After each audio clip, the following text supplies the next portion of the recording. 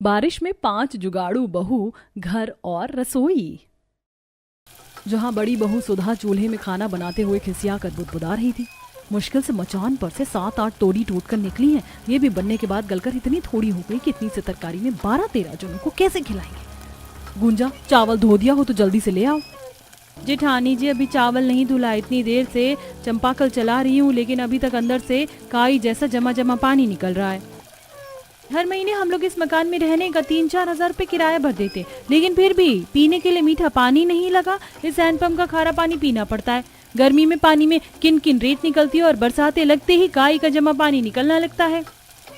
जितने का हमारे पति लोगों ने इस मकान का किराया भर दिया, उतने में ज्यादा नहीं तो 25 गज जमीन खरीद कर जड़ से घर बनवा लेते, तो एकदम मंजिल बनवा कर रह लेते।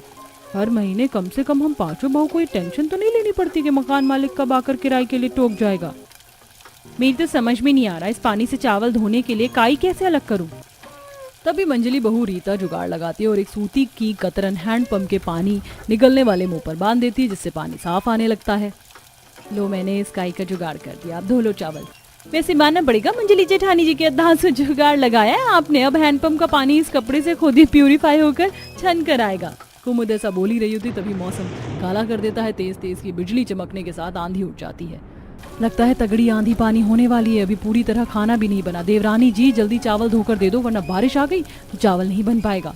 जेठानी जी, धो रही हूँ, एक तो इतने बड़े पतीले में चुल्लू भर चावल मुट्ठी में नहीं आ रहे। तभी देखते देखते तेज आंधी पानी बरसने लगता है। 5 जुगाड़ू बहुएं रसोई का सामान समेटने लगती हैं। अभी तो घटाएं एकदम साफ थी, एकदम से इतनी मूसलाधार बारिश कहाँ से शुरू हो।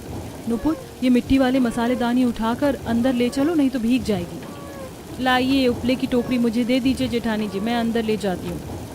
तब कुमुद चूल्हे पर चढ़ी सब्जी की कढ़ाई जल्दी से उठाकर मकान के अंदर ले जाकर रख देती है। बड़ी बहू सुधा जैसे ही आंगन में बना चूल्हा पन्नी से ढकने लगती है तो मूसलाधार बारिश के चलते अचकन की मिट्टी गल चुकी थी। हे भगवान जी, कितने जतन से मैंने धूप गर्मी में नदी के पास से मिट्टी लाकर चूल्हा बनाया था और बारिश में मेरा चूल्हा टूट गया। अब खाना पीना किस पर बनेगा। बरसात में चूल्हा भीग कर टूट जाने के चलते सुधा को परेशान होते देखकर सास गोदावरी कहती है, बड़ी बहू, मिट्टी का चूल्हा ही तो था, भीग कर टूट गया तो टूट गया। वैसे ही सावन भदवा के मौसम में तुम खुले आंगन में खाना नहीं बना पाती, इसलिए तुम मुझे मिट्टी ला कर दे देना। मैं भंडार कोने में 2 मुंह का चूल्हा डाल दूंगी।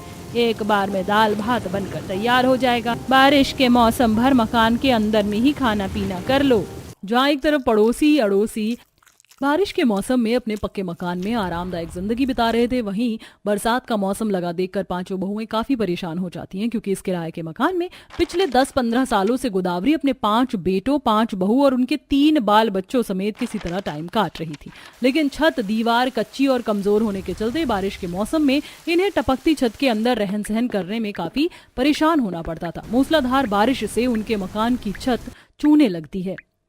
जेठानी जी, देखिए, बारिश की 2-4 बूंद नहीं पड़ती कि हमारा मकान चूने लगता है, क्या करेंगे। और क्या करेंगे, हर साल की तरह जैसे बारिश में बर्तन लगाकर एक जगह पर दही की तरह जमकर पानी इकट्ठा करते हैं, वही करेंगे, क्योंकि इस साल भी हमारे निखट्टू पतियों से मकान की छत पक्की नहीं करवाई गई।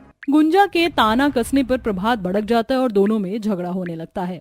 बस तुम लुगाइयों में से तो हम 5 भाइयों का घर में थोड़ी देर बैठना भी देखा नहीं जाता। अरे हमारा घर में रहकर खाना तुम सभी की आंखों में खटकता है। बस दिन भर घर के बाहर रहकर गधा मजदूरी करो, तब सब ठीक है। बस बस रहने दीजिए। आप 5 भाइयों की कमाई में तो जैसे आग लगी पड़ी है। पिछले साल बरसात से बोलते बोलते इस साल की बारिश की शुरुआत हो गई, लेकिन फिर भी आप 5 भाइयों से इतने पैसे भी नहीं जुड़े कि कम से कम घर की छत दीवार पक्की करवा दो। मैं तो करम फूट गया ऐसे निखट्टू पति से शादी करके। हाँ तो बोल देती अपने पिताजी को, कोई सरकारी सर्विस वाला पैसे वाला दामाद ढूंढ लेते। करवानी थी ना कमाते खाते परिवार में शादी। 2 टाइम की रोटी तो तुम्हें मैं ही कमा कर खिला रहा हूँ ना, कि तुम्हारे पिताजी। एक तरफ बरसात का कहर था, वहीं मकान के अंदर अपने बहू बेटे को इस कदर झगड़ा करते देखकर बिस्तर पर पड़े बीमारी की हालत में जूझते हुए हरिहर ने कहा, हे भगवान, अरे क्यों तुम मियाँ बीवी जब देखो झगड़ते रहते हो। अरे गोदावरी, इन दोनों को शांत करो, मेरा सिर दुखने लगा।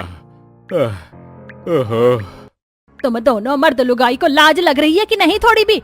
यहाँ तुम्हारे ससुर ने खटिया पकड़ रखा है और तुम दोनों झगड़ रहे हो। प्रभात, गुंजा, गरम मिजाज से मसले का निवारण नहीं निकलता।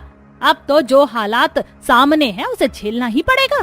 तभी बड़ा बेटा मनोहर नरमी से समझाता है, देखो तुम सब तो जानती हो मानसून के मौसम में हमारा दिहाड़ी भत्ते का काम बहुत ही ठप हो जाता है, वरना पक्का करवा देते।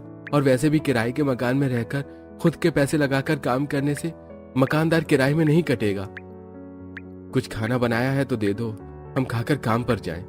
रीता बहू अपने देवर जेठ पति को खाना परोस दे। तभी रीता असहज होकर कहती है, माँ जी केवल सब्जी बन पाई है, भात बनाने जा रही थी, इतने में बारिश हो गई। रीता बहू देख, रात की कोई बासी कोसी रोटी बची हो तो दे दे। तुम पांचों के पतियों को इतनी समझदारी है कि चूल्हा टूटा पड़ा है तो टटका चावल कहाँ से मिलेगा। तब रीता थोड़ी थोड़ी सब्जी के साथ हिचकिचाते हुए रोटी परोसती है। जेठ जी वो सब्जी कम है इसलिए थोड़ी थोड़ी दी है। कोई बात नहीं, इतने में तो रोटी खा लेंगे। पांचों थोड़ी सी सब्जी के साथ छुआ छुआ कर रोटी खाते हैं और हल्की बूंदाबांदी में रोजी भत्ते के लिए निकल जाते हैं। तभी नुपुर दुखी भाव से कहती है, सब्जी कम होने के चलते हमारे पतियों ने पेट भरकर खाना भी नहीं खाया, थोड़ा अचार भी होता तो खा लेते बढ़िया से। जार का आधे से ज्यादा अचार तो बाल बच्चों ने खाकर खत्म कर दिया। उन्हें भी तो रोज अचार पराठा देते थे, ऊपर से इस साल तो बाजार में कच्ची कैरी भी इतने महंगे दाम पर बिक रही है कि सोचना पड़ता है। कुमुद की ये बात सुनकर रीता के दिमाग में जुगाड़ आता है। अरे जब बिना खरीदे ही आम का अचार लगा सकते हैं तो बेफिजूल के पैसे क्यों फूकना। आज कितनी देर तक पीट पीट कर आंधी पानी बरसा है, पता है जंगल में पेड़ से कितने सारे आम गिरे होंगे। ये तो हमने सोचा ही नहीं, चलो इससे पहले कि कोई और जाकर वो सारे आम बीन के ले जाए। चलो।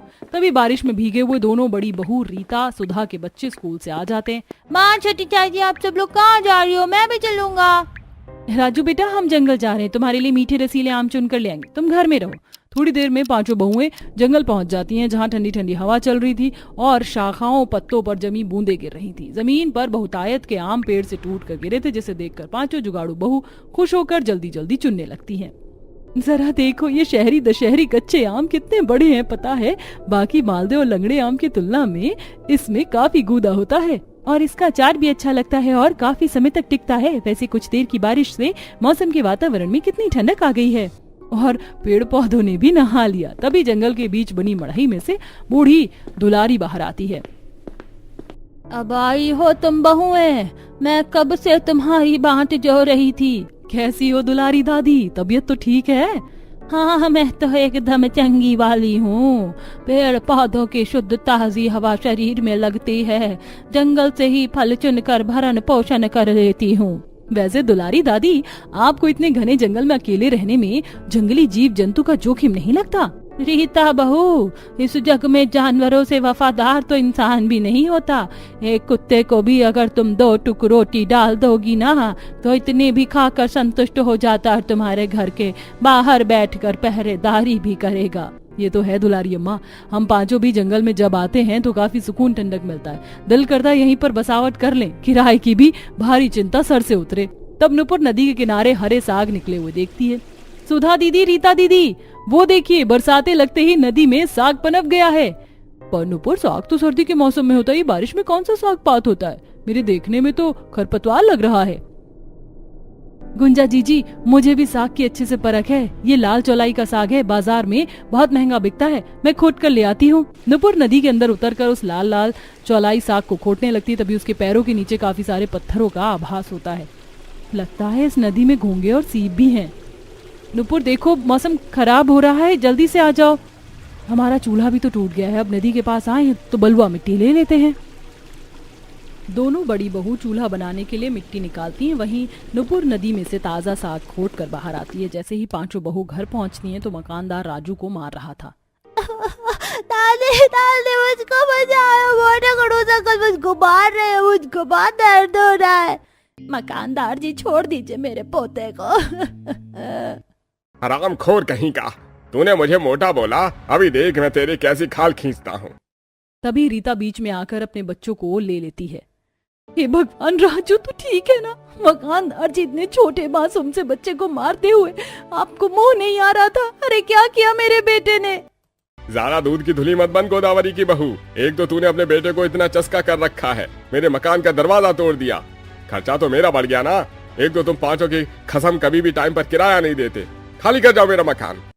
उल्टा चोर कोतवाल को डांटे। पिछले 2 महीने से दरवाजा उखड़ा हुआ है, हमने अपने पतियों से आपको खबर भी करवाई थी। एक तो आपको मकान में कुछ भी मरम्मत करवाने के लिए बोलो तो आप नहीं करते। छत भी एकदम कमजोर पतली चादर हो रखी है, ना तो आप पक्की करते हो और ना किसी साल सफेदी करते हो। मकानदार के अचार डालने के लिए बनकर बैठे हो। रीता गुस्से में मकानदार पर दाना पानी लेकर चढ़ जाती है, जिससे वो भी पिनक जाता है। अच्छा जी, जिसका खाना उसी को